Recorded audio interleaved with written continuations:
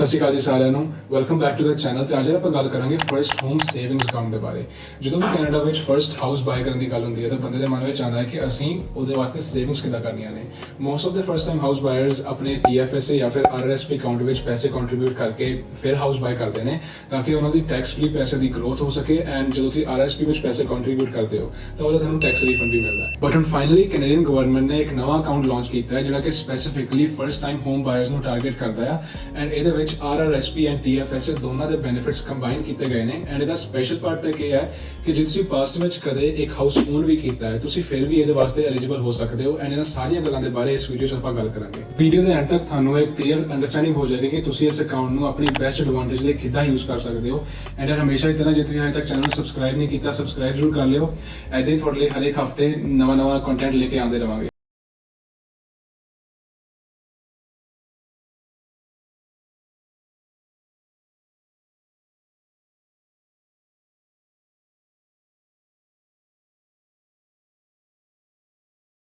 First home savings account ਨੂੰ recently launch ਕੀਤਾ ਗਿਆ ਹੈ ਬਾਈ ਦੀ government of Canada on the 1st of April 2023 ਤਾਂ ਕਿ ਕੈਨੇਡੀਅਨਸ ਨੂੰ ਥੋੜੀ ਜ਼ਿਆਦਾ ਹੈਲਪ ਹੋ ਸਕੇ ਤਾਂ ਕਿ ਉਹ ਆਪਣੇ ਫਰਸਟ ਹੋਮ ਦੇ ਲਈ ਈਜ਼ੀਲੀ ਪੈਸੇ ਸੇਵ ਕਰ ਸਕਣ। ਮੈਂ ਇਸ ਵੀਡੀਓ ਦੇ ਵਿੱਚ FHSA ਅਕਾਊਂਟ ਨੂੰ TFSA ਐਂਡ RRSP ਅਕਾਊਂਟ ਦੇ ਨਾਲ ਕੰਪੇਅਰ ਕੀਤਾ ਹੈ।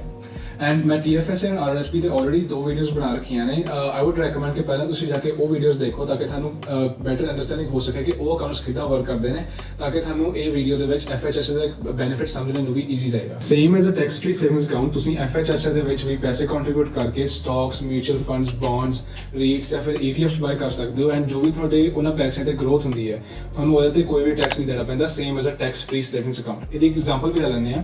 ਫॉर एग्जांपल ਤੁਸੀਂ $10,000 ਇਨਵੈਸਟ ਕੀਤੇ FHSA ਅਕਾਊਂਟ ਦੇ ਵਿੱਚ ਕੋਈ ਸਟਾਕ ਦੇ ਵਿੱਚ ਐਂਡ ਕੁਝ ਹੀ ਮੰਥਸ ਦੇ ਬਾਅਦ ਉਹ $10,000 ਤੁਹਾਡੇ $15,000 ਬਣ ਗਏ ਤਾਂ ਜਿਹੜਾ ਤੁਹਾਡਾ $5,000 ਦੀ ਗਰੋਥ ਹੋਈ ਹੈ, ਪ੍ਰੋਫਿਟ ਹੋਇਆ, ਉਹਦੇ ਤੇ ਤੁਹਾਨੂੰ ਕੋਈ ਵੀ ਟੈਕਸ ਨਹੀਂ ਦੇਣਾ ਪਏਗਾ।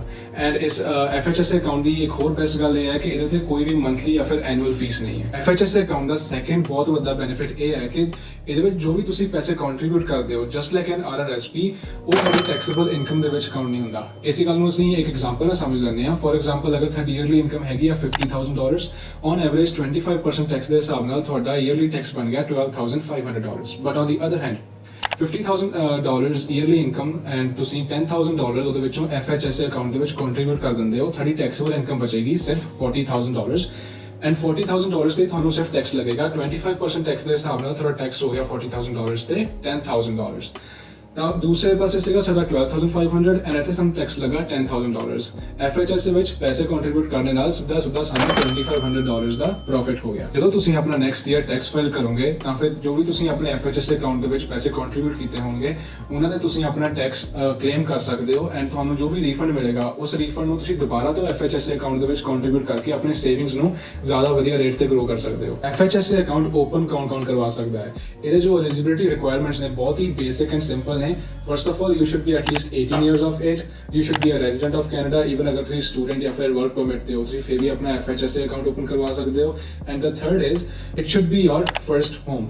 ਇਹਦੇ ਕੁਝ exceptions ਨੇ ਜਿਨ੍ਹਾਂ ਬਾਰੇ ਅਸੀਂ further rules ਦੇ ਵਿੱਚ discuss ਕਰਾਂਗੇ। ਜੇ ਆਪਾਂ ਇਹਦੇ rules ਦੇ ਬਾਰੇ ਗੱਲ ਕਰੀਏ ਤਾਂ FHSA account ਲਈ actually eligible ਕੌਣ ਹੈ? If you lived in a home owned by you or your spouse within the past 5 years, then you do not qualify for it.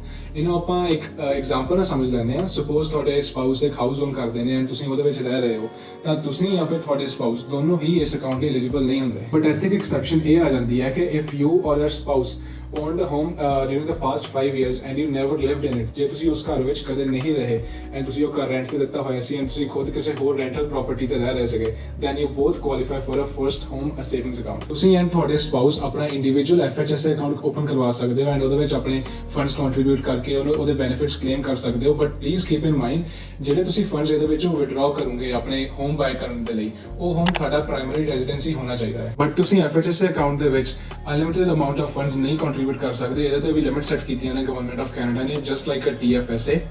ਇਹਦੀ ਲਾਈਫ ਟਾਈਮ ਕੰਟਰੀਬਿਊਸ਼ਨ ਲਿਮਿਟ ਹੈਗੀ ਆ $40,000 for an individual and ਇਹਦੀ annual contribution limit ਹੈਗੀ ਆ $8,000। Means ਕਿ ਤੁਸੀਂ ਇੱਕ ਸਾਲ ਦੇ ਵਿੱਚ $8,000 ਤੋਂ ਜ਼ਿਆਦਾ ਨਹੀਂ ਕੰਟਰੀਬਿਊਟ ਕਰ ਸਕਦੇ। ਜੇ ਤੁਸੀਂ $8,000 ਹਰੇਕ ਸਾਲ ਕੰਟਰੀਬਿਊਟ ਕਰਦੇ ਰਹਿੰਦੇ ਹੋ, ਜੋ ਤੁਹਾਡੇ 5 ਸਾਲ ਬਾਅਦ $40,000 ਕੰਟਰੀਬਿਊਟ ਹੋ ਜਾਣਗੇ, ਤਾਂ ਉਸ ਤੋਂ ਬਾਅਦ ਵੀ ਤੁਸੀਂ ਕੰਟਰੀਬਿਊਟ ਨਹੀਂ ਕਰ ਸਕਦੇ। ਇਹਦੀ ਬੈਸਟ ਥਿੰਗ ਇਹ ਹੈ ਕਿ ਤੁਸੀਂ ਐਂਡ ਤੁਹਾਡੇ ਸਪਾਊਸ ਦੋਨੋਂ ਆਪਣਾ ਇੰਡੀਵਿਜੂਅਲ ਅਕਾਊਂਟ ਓਪਨ ਕਰਵਾ ਸਕਦੇ ਨੇ। ਮਤਲਬ ਕਿ $40,000 ਤੁਸੀਂ ਐਂਡ $40,000 ਤੁਹਾਡੇ ਸਪਾਊਸ ਕੰਟਰੀਬਿਊਟ ਕਰ ਸਕਦੇ ਨੇ।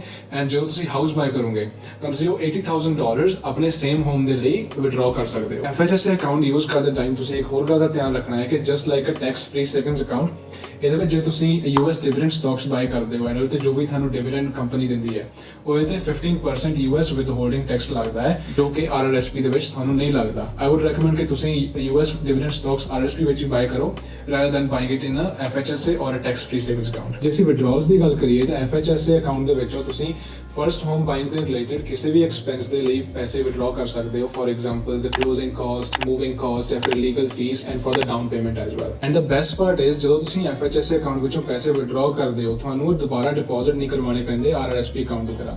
ਜਦੋਂ ਤੁਸੀਂ RRSP ਅਕਾਊਂਟ ਦੇ ਵਿੱਚ ਪੈਸੇ ਡਿਪੋਜ਼ਿਟ ਕਰਵਾ ਕੇ ਫਿਰ ਵਿਡਰਾਅ ਕਰਦੇ ਹੋ ਹੋਮ ਬਾਏ ਕਰਨ ਵਾਸਤੇ, ਤੁਹਾਨੂੰ ਉਹ 15 ਇਅਰਸ ਦੇ ਵਿੱਚ ਦੁਬਾਰਾ ਡਿਪੋਜ਼ਿਟ ਕਰਵਾਉਣੇ ਪੈਂਦੇ ਨੇ RRSP ਅਕਾਊਂਟ ਦੇ ਵਿੱਚ। ਬਟ FHSA ਦੇ ਵਿੱਚ ਇਦਾਂ ਦਾ ਕੋਈ ਵੀ ਰੂਲ ਨਹੀਂ ਹੈ।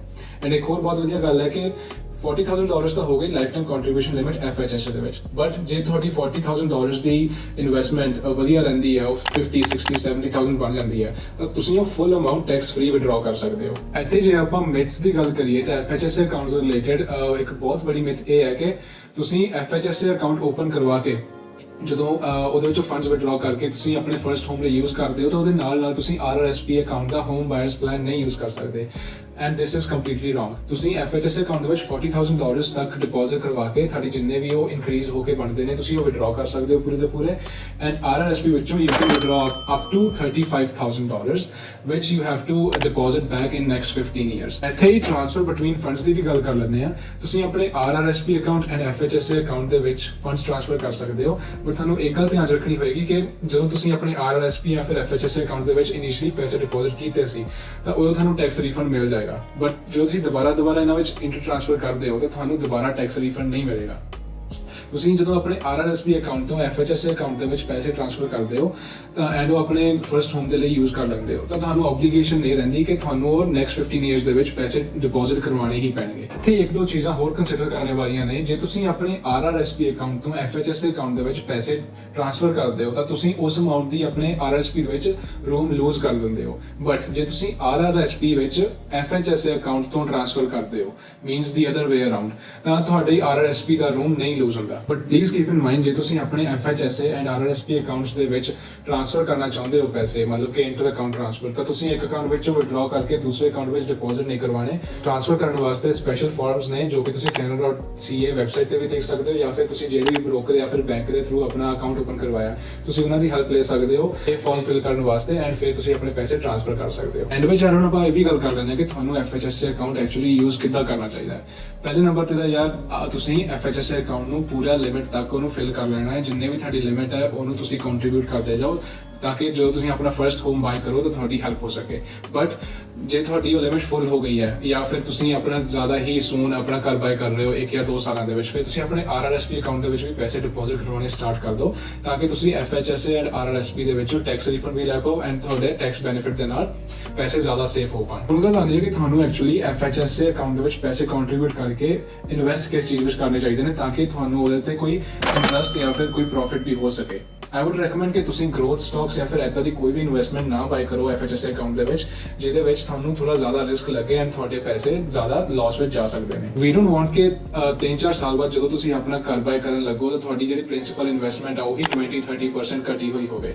ਇਸ ਕਰਕੇ we need a more stable option. ਜੇ ਤੁਸੀਂ low to medium risk category ਦੇ ਵਿੱਚ ਰਹਿਣਾ ਚਾਹੁੰਦੇ ਹੋ ਐਂਡ ਤੁਹਾਨੂੰ ਤੁਸੀਂ ਜ਼ਿਆਦਾ ਰਿਸਕ ਨਹੀਂ ਲੈਣਾ ਚਾਹੁੰਦੇ, ਤਾਂ ਫਿਰ I would recommend ਕਿ ਤੁਸੀਂ ਕਿਸੇ ਇੰਡੈਕਸ ਫੰਡ ਦੇ ਵਿੱਚ ਆਪਣੇ ਪੈਸੇ ਇਨਵੈਸਟ ਕਰ ਦਿਓ, ਜਿਹਦਾ ਕਿ ਪ੍ਰੂਵਨ ਟਰੈਕ ਰੈਕੋਰਡ ਹੋਵੇ over the 20-30 years in the past, and ਜਿਹਦੇ 8-10% ਤੁਹਾਨੂੰ ਪਰ ਈਅਰ ਇੰਟਰਸਟ ਵੀ ਮਿਲੇ। ਬਟ ਸਟਿਲ ਇਹਦੇ ਵਿੱਚ ਤੁਹਾਡੀ ਪ੍ਰਾਇਮਰੀ ਇਨਵੈਸਟਮੈਂਟ ਗਾਰੰਟੀ ਨਹੀਂ ਹੁੰਦੀ ਹੈ, ਤੁਹਾਡੇ ਪੈਸੇ ਫਿਰ ਵੀ ਡਾਊਨ ਜਾ ਸਕਦੇ। ਜੇ ਤੁਸੀਂ ਬਿਲਕੁਲ ਇੱਕ ਨੋ ਰਿਸਕ ਇਨਵੈਸਟਮੈਂਟ ਲੱਭ ਰਹੇ ਹੋ, ਇੱਕ ਸੇਫ ਆਪਸ਼ਨ ਲੱਭ ਰਹੇ ਹੋ ਆਪਣੇ ਲਈ, ਤਾਂ ਫਿਰ ਇੱਕ GIC ਜਿਹਨੂੰ ਕਿ ਗਾਰੰਟੀਡ ਇਨਵੈਸਟਮੈਂਟ ਸਰਟੀਫਿਕੇਟ ਵੀ ਕਹਿੰਦੇ, ਉਹ ਤੁਹਾਡੇ ਲਈ ਬੈਸਟ ਰਹੇਗਾ। ਤੁਸੀਂ ਆਪਣੇ ਬੈਂਕ ਜਾ ਕੇ ਉੱਥੇ ਆਪਣੇ FHSA ਅਕਾਊਂਟ ਦੇ ਵਿੱਚ ਜਿਹੜੇ ਪੈਸੇ ਨੇ ਉਹ ਇੱਕ GIC ਵਿੱਚ ਇਨਵੈਸਟ ਕਰ ਸਕਦੇ ਹੋ। GIC ਮੋਰ ਲਾਈਕ ਇੱਕ ਫਿਕਸਡ ਡਿਪੋਜ਼ਿਟ ਹੁੰਦਾ, ਜਿੱਦਾਂ ਇੰਡੀਆ ਵਿੱਚ ਹੁੰਦਾ ਹੈ ਫਿਕਸਡ ਡਿਪੋਜ਼ਿਟ FD, ਤਾਂ ਇਹਦੇ ਵਿੱਚ ਇਦਾਂ ਹੁੰਦਾ ਹੈ ਕਿ ਤੁਹਾਡਾ ਜਿਹੜਾ ਪ੍ਰਿੰਸੀਪਲ ਇਨਵੈਸਟਮੈਂਟ ਹੈ ਉਹ ਵੀ ਗਰੰਟੀਡ ਰਹਿੰਦਾ ਹੈ ਐਂਡ ਬੈਂਕ ਤੁਹਾਨੂੰ ਪ੍ਰੋਮਿਸ ਕਰਦਾ ਹੈ 3 to 5% interest rate depending upon the market. ਇਸ ਤਰ੍ਹਾਂ ਤੁਹਾਡੇ ਜਿਹੜੇ ਇਨੀਸ਼ੀਅਲ ਇਨਵੈਸਟਮੈਂਟ ਹੈ ਉਹ ਵੀ ਸਿਕਿਉਰਡ ਰਹਿੰਦੀ ਹੈ। ਆਈ ਨੋ ਕਿ ਇੰਟਰਸਟ ਰੇਟ ਕੁਝ ਬਹੁਤ ਜ਼ਿਆਦਾ ਨਹੀਂ ਹੈ, ਬਟ ਫਿਰ ਵੀ ਜਦੋਂ ਤੁਸੀਂ ਆਪਣਾ 3 4 5 ਸਾਲਾਂ ਦੇ ਬਾਅਦ ਆਪਣਾ ਘਰ ਬਾਈ ਕਰੋਗੇ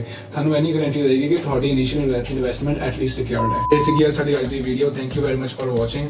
ਵੀਡੀਓ ਨੂੰ ਲਾਈਕ ਜ਼ਰੂਰ ਕਰ ਦਿਓ ਐਂਡ ਚੈਨਲ ਨੂੰ ਸਬਸਕ੍ਰਾਈਬ ਕਰ ਲਿਓ। ਐਦਾਂ ਹੀ ਤੁਹਾਡੇ ਲਈ ਵਧੀਆ ਵੈਲਿਊਬਲ ਕੰਟੈਂਟ ਲੈ ਕੇ ਆਉਂਦੇ ਰਵਾਂਗੇ। ਬਹੁਤ ਜ਼ਿਆਦਾ ਹੋਰ ਵੀਡੀਓਜ਼ ਵੀ ਪਲਾਨ ਨੇ ਐਂਡ ਛੇਤੀ ਡ੍ਰੌਪ ਕਰਾਂਗੇ।